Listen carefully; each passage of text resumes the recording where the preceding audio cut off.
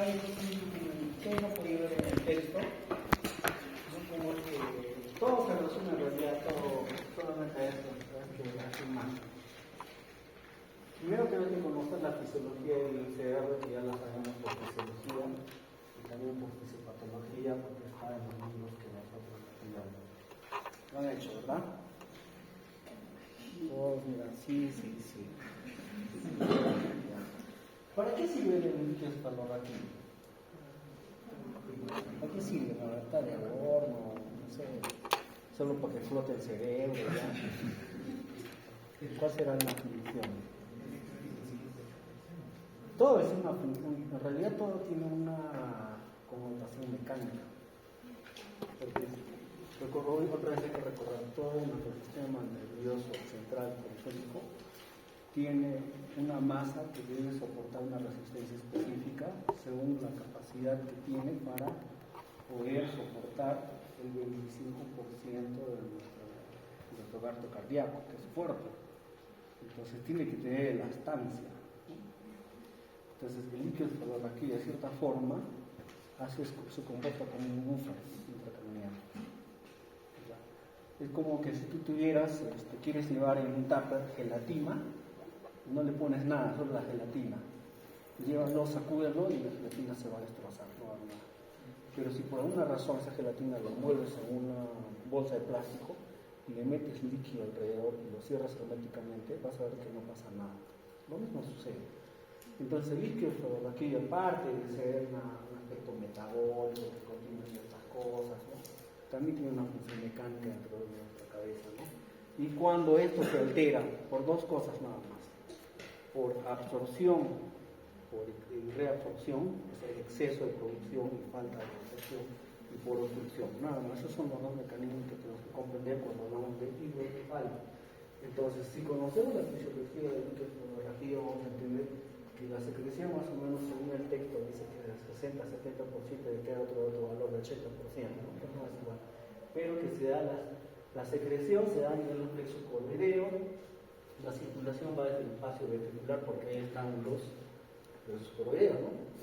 Y se van al espacio subaracnoideo y la reabsorción se da desde la velocidad aracnoidea en el seno superior al espacio intravascular, o sea, básicamente en el torrente venoso, ¿no?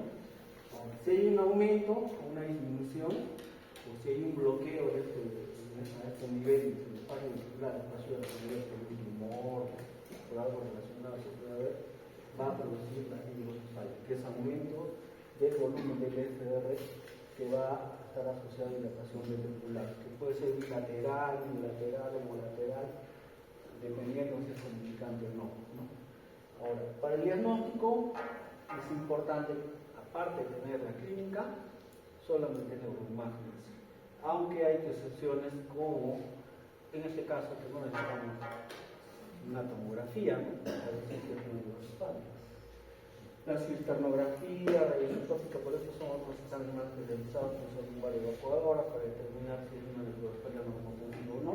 Y de las clasificaciones, básicamente en todo cuando van internados, en neurología, medicina interna, medicina nacional, neurología, comunicante y no comunicante, no hay otra clasificación hasta ahora. En la clínica, el síndrome de hipertensión intracraniana que ya hemos realizado, y la teoría de Hacking, en la hidrocefalia normotensiva, ¿no? Se va a presentar en dos grupos, niños y adultos, que cada uno tiene sus características que las vamos a ir viendo ahora. Y el tratamiento básicamente es uno de los tratamientos que hemos explicado en la hipertensión intracraneal, evacuación, el LSR, y en este caso se aumenta la resección o simplemente aliviar la obstrucción, ¿no? En el tratamiento definitivo desde el punto de vista quirúrgico, derivar esa cantidad de LSR hacia una otra cavidad fisiológica como la cavidad peritoneal o también pues la derivación ventriculoatrial o la derivación pulmoperitoneal. Actualmente ya no se opta por colocar dispositivos como las palmas. Lo ideal es hacer una ventriculoscopia endoscópica, pero necesitamos tecnología que cuesta mucho y algunos hospitales lo tienen y otros no. Básicamente, ¿qué es la hidrocefalia, solo aumento del líquido cerebral intracraneal asociado a la dilatación ventricular. Nada más es lo único que tienen que responder cuando se les pregunta en un alicitamiento. Bueno, no es que la cabeza es más grande, no es que los ojos son más grandes, que está cayendo, no. Es aumento del líquido cerebral aquí, nada más. Entonces, nosotros tenemos que comprender que la producción de LSR es 0.35 ml por minuto, que nos va a dar un volumen total de 150 ml, considerando que hay 4 veces, o sea, 4 ciclos en el cual se absorbe, se absorbe, se absorbe, se absorbe. ¿Ya? Ahora, esto es un promedio. En el niño se supone que debe ser más por el metabolismo. En el adulto mayor, de repente es menos. Por eso es que los que han podido pasar visita conmigo se han podido dar cuenta cómo es que los adultos mayores, por dos situaciones de atrofia cerebral, se puede confundir un paciente con hidrocefalia con ventrulomegalia. Hay que tener mucho cuidado cuando se diagnostica hidrocefalia en adultos mayores. Porque en el adulto mayor no es como el niño. El niño lamentablemente no tiene todavía formada la bóveda craneal y va a producir deformidad. Pero en el adulto mayor se puede confundir con demencia senil o Alzheimer. Hay que tener mucho cuidado, vamos a ver.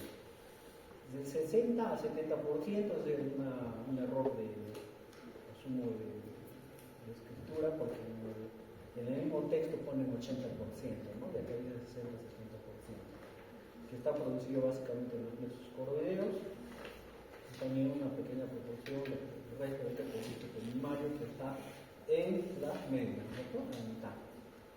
La secreción depende del gradiente electroquímico de sodio, que es bombeado sobre los retrículos a través de unos canales que se llaman aquaporina.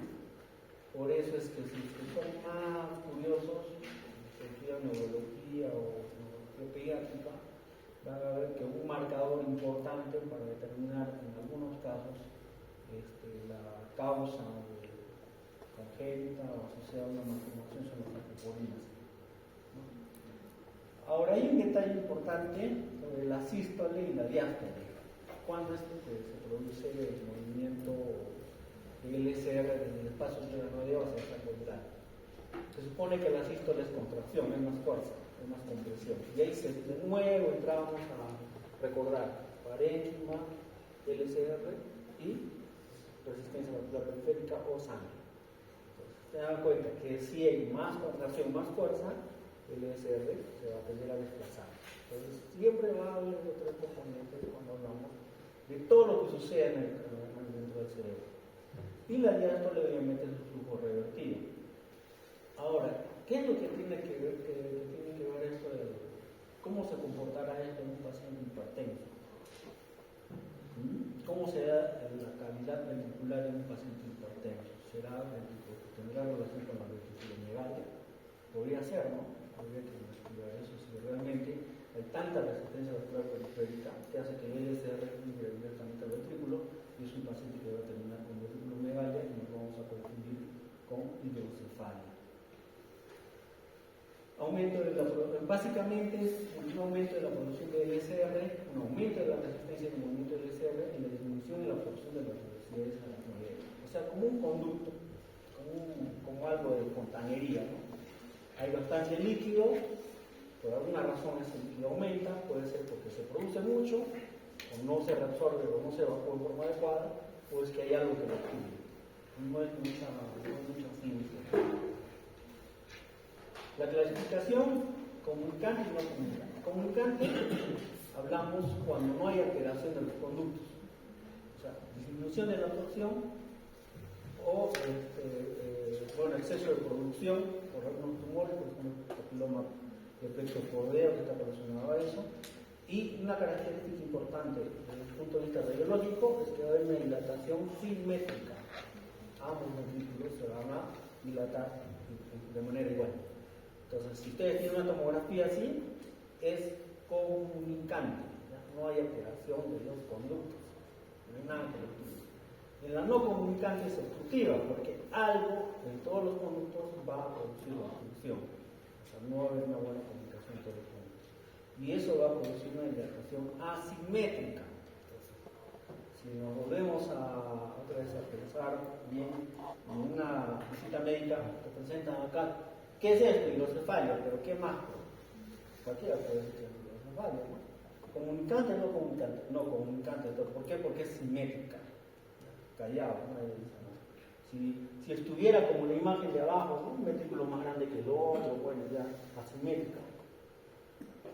Hablamos de una obstructiva. Y la obstructiva creemos que está relacionada por obstrucciones, ¿no? De los forámenes. Tumores, lo más importante, ¿no? Quizás es lo que más se presenta en estos casos.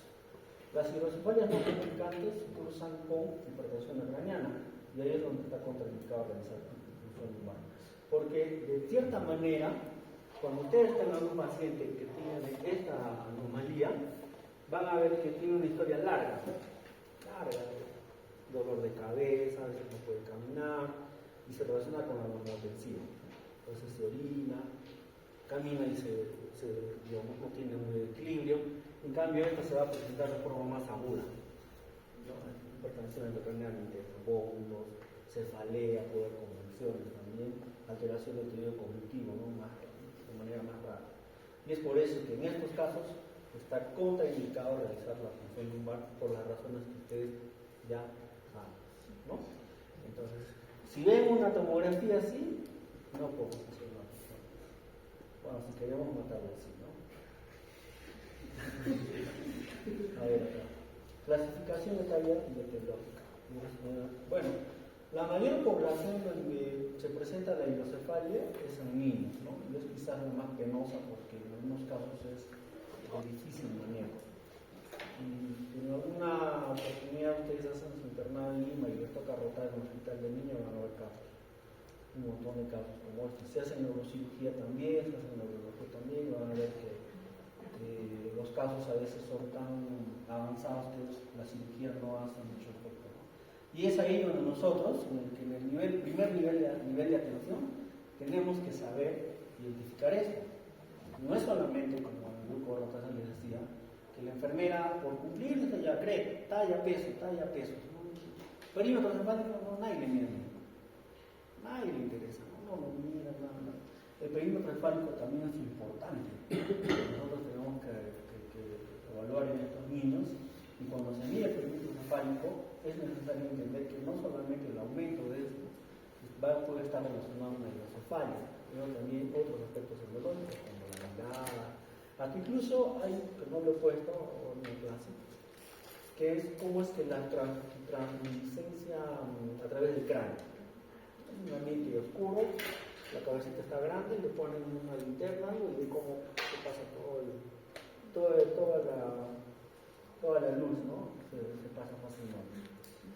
Ya. Entonces, ¿qué es lo que está relacionado más con la hidrocefalia pediátrica? La hemorragia intraventricular.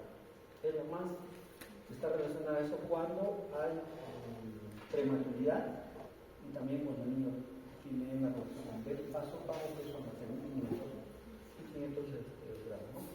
Ahora también está relacionado con mielomicocele y tumores, ¿no? Las malformativas, que son objeto con la enfermedad de Andy-Walker.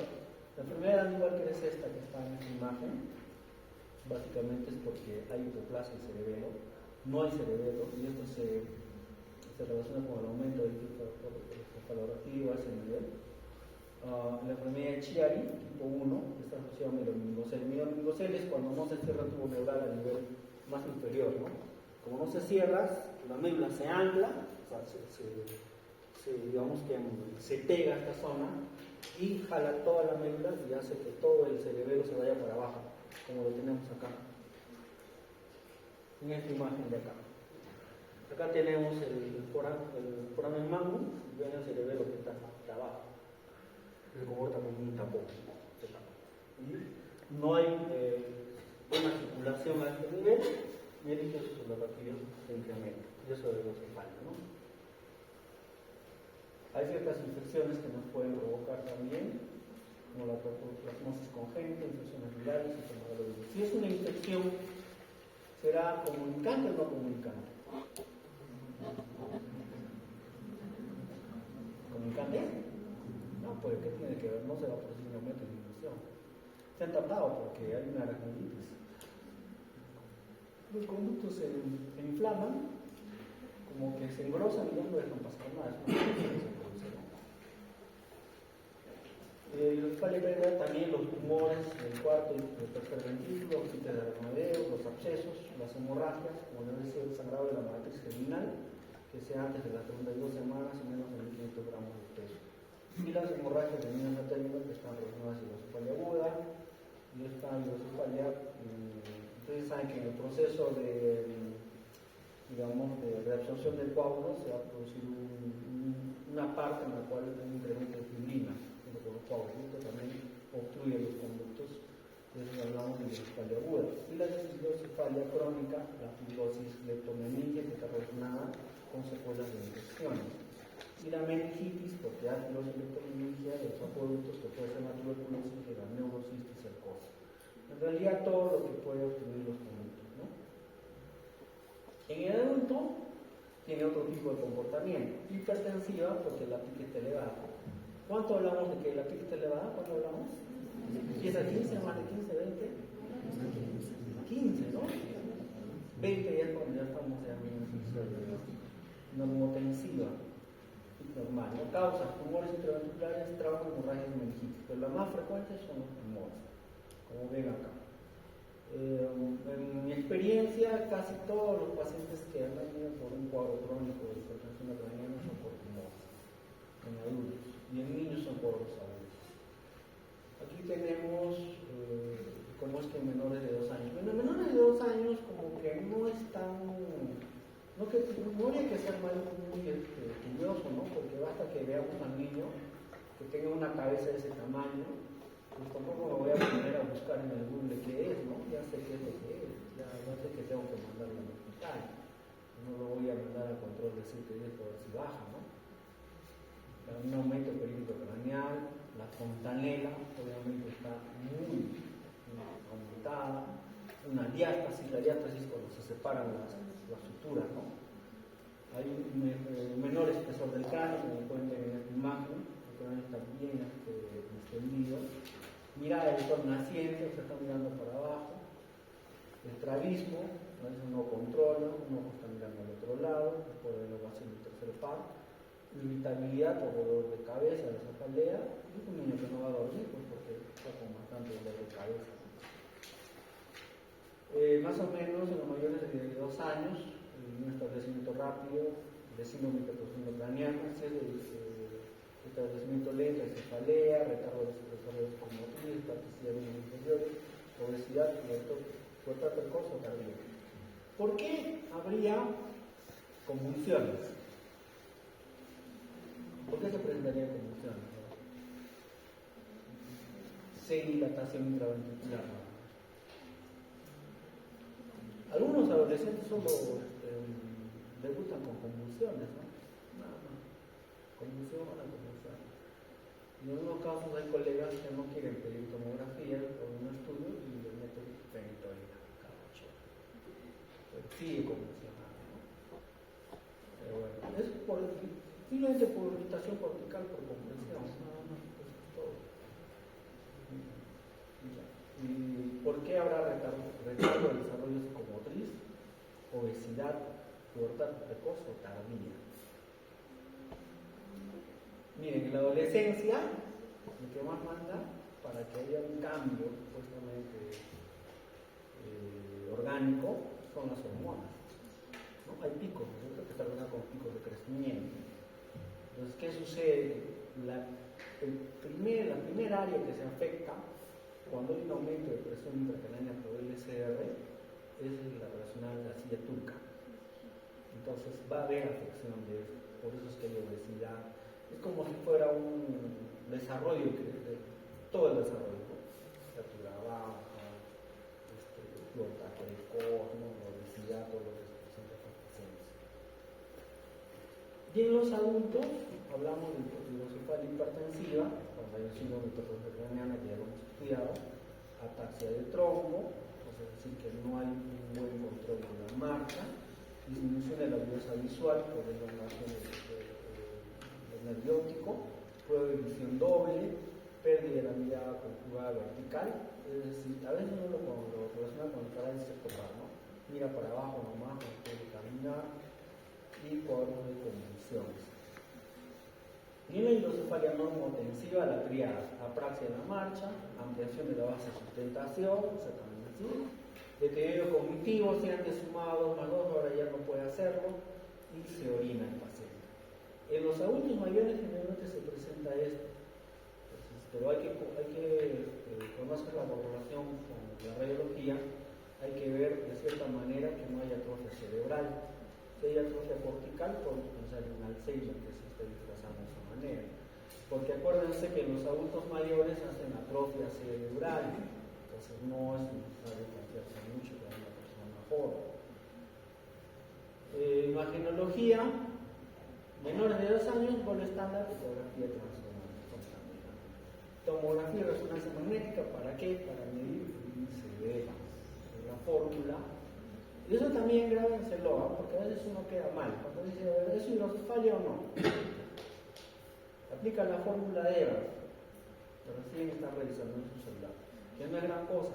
Entonces, por lo menos, saber calcular el volumen de una masa intercerebral, un coágulo, que ya saben cuál es la fórmula, A, B, C, D, o ABC, ¿no?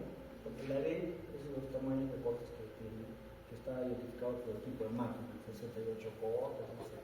Algunos lo sacan de 1 milímetro, 0.5 milímetros, por eso se multiplica la parte C entre 2, ¿no? Ya. Bien. En este caso, la relación que debe traer entre A y B, que estamos en la siguiente imagen, cuando es mayor a 0.3, ya hablamos de una hidrocefalia desde el punto de vista tomográfico. El edema transepelmonario nos va a evidenciar un signo de actividad. Edema transepelmonario.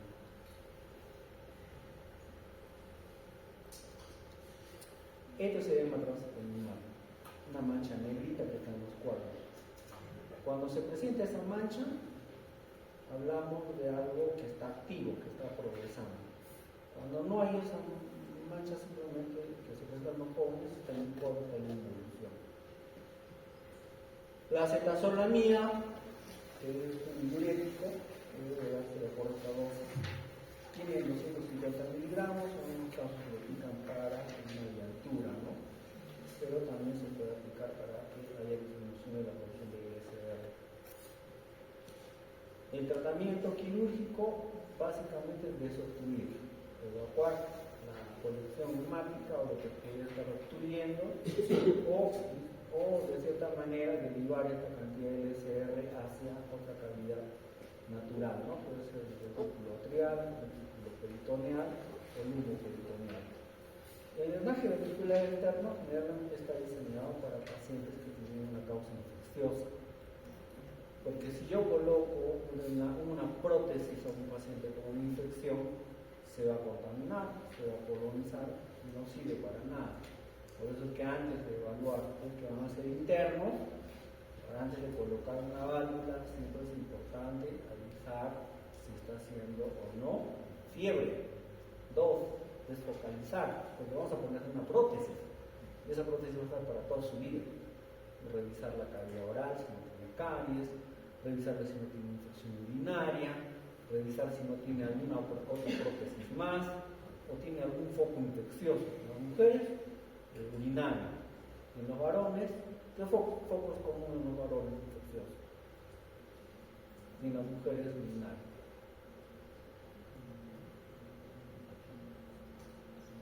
En las mujeres urinarias, ¿no? Casi todas las urinarias. El varón,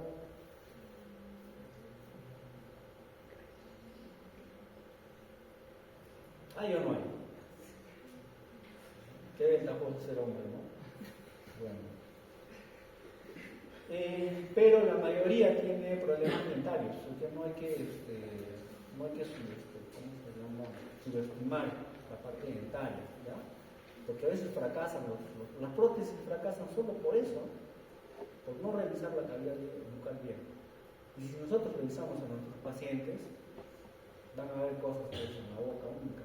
Hasta muchos de nosotros nos lavamos la boca. Yo seguro que si ahorita revisáramos uno a uno, habría uno que otro que no se lava la boca. Bueno, el tratamiento quirúrgico es colocar un dispositivo de vibración ventricular. Puede ser externa o interna. Interna, cuando no hay procesos infecciosos. Puede ser una vibración ventrículo-peritoneal, ventrículo atrial o ventrículo lumbo-peritoneal. ¿Qué complicaciones? Una infección, porque es un tratamiento quirúrgico. Tus compañeros que han venido han visto cómo se hace, que no es gran cosa. Una cirugía de residente de primer año, los que quieren hacer neurocirugía. Y hay algo que puede suceder cuando hablamos de hidrocefalia: el hipodrenaje y el hiperdrenaje. En el paciente que hemos operado el martes pasado, ¿no? Los que han venido a rotar conmigo, ¿quiénes son? ¿Era hipodrenaje o hiperdrenaje? Hiper. Sí. ¿Por qué? Porque ¿Cómo hace hiperdrenaje si su ventrículo está completamente dilatado? Hiperdrenaje, mira, no me están entendiendo otra vez. Si tengo una cavidad llena de agua dentro del cerebro, le coloco un dispositivo para poder evacuar. Hiperdrenaje es que todo se ha drenado, ya no hay nada, no hay más que drenar. Hipodrenaje es que no está drenando nada. En ese caso era hipodrenaje porque estaba dilatado. Hiperdrenaje es cuando está completamente dilatado. Y la cavidad ventricular siempre debe estar presente, pero hay pacientes los cuales no soportan eso. Le colocas la válvula y no soporta, sigue con el mismo problema, y eso se llama hiperdrenaje.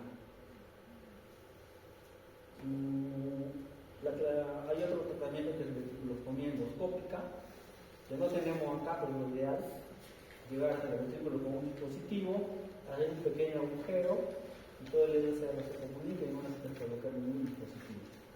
Y lo último, que es la triada de Hutchinson-Adams: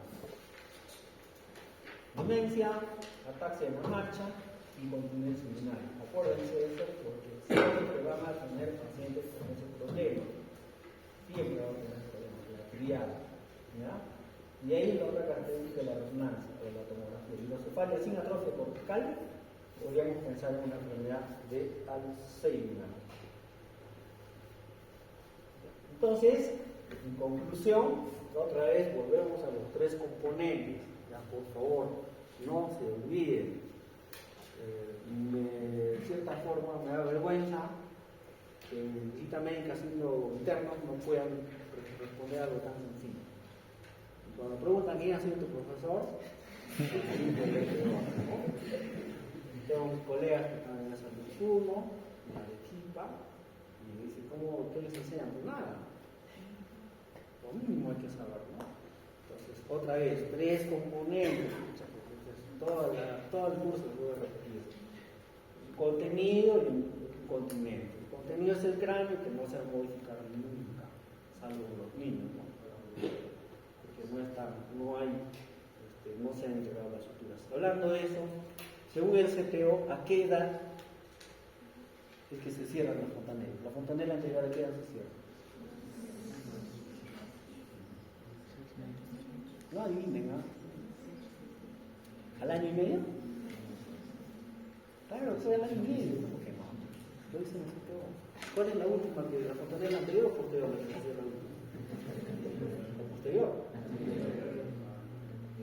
Entonces, si hablamos de eso, miren, más o menos el texto, este texto es un texto argentino, es latino. Más o menos lo he puesto en 2 años, el punto de corte. Pero ¿cómo será acá en los Andes? ¿Qué edad se dará? No sabemos. No somos diferentes racialmente, no racialmente, digamos, éticamente somos diferentes. La raza son seres humanos. Pero ¿cómo será acá? No sabemos.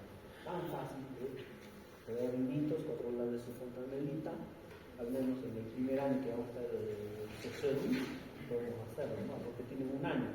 Si tienen 1 año, se pueden palpar la fontanela. En cada control debemos, ¿no? Si podemos controlar la que edad se sacaba la fontanela. Bueno, un dato descriptivo, pero importante en la altura, no lo conocemos. Bueno, volviendo al tema. Tenemos cerebro, parénquima cerebral, LSR, tenemos sangre. Entonces, toda la neurocirugía solo se va a basar en eso.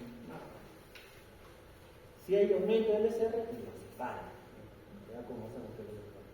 Si hay alteración, compromiso del puente vascular, hemorragia por isquemia. no hay más.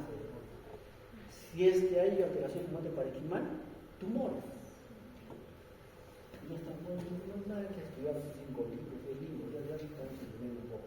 Igual en la circulación anterior, medio y posterior, ya les he dicho ya que tanto que leen el polígono de whisky, ni siquiera se memorizan, porque están revisados. Que es sencillo de comprender, porque no hay más bases, o demás solo son ramas que tienen nombre a las estructuras que están relacionadas, como callosa marginal, no sé, no tiene otros más. Entonces volvemos a la hidrocefalia. La hidrocefalia, la definición es el aumento LCR de la cavidad ventricular, no hay más, eso es el. Los tratamientos son dos, médico, el médico es acetazolamida, no es un tratamiento, y el quirúrgico, que es el drenaje o la resección de la causa obstructiva. ¿Ya? Nada más, no hay otra cosa que hacer ahí. En los niños es diferente, en los adultos es diferente. En los adultos se caracteriza básicamente por la cría de los niños no pueden tener cría. ¿Ya? Entonces, ahorita vamos a dar su examen, hayan podido entender, 10 minutos nada más, hasta 5 minutos que día de hoy.